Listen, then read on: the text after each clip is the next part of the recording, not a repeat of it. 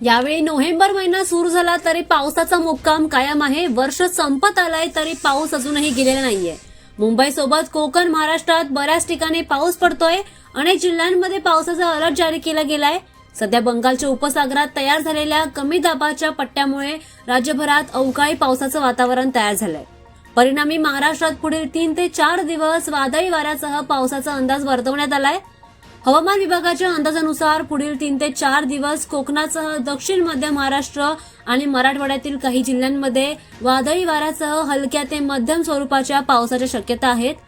त्यातच आता मुंबई शहर आणि मुंबई उपनगरात नोव्हेंबरच्या पहिल्या आठवड्यात थंडी पडण्याची शक्यता आहे।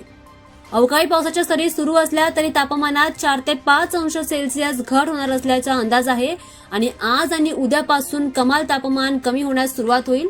त्यानंतर 2 ते 3 अंशांनी तापमानात घसरण होण्याची शक्यता आहे। पुढील 4 दिवस विदर्भातील तापमान 2 ते 4 अंशांनीच घसरण्याची शक्यता आहे।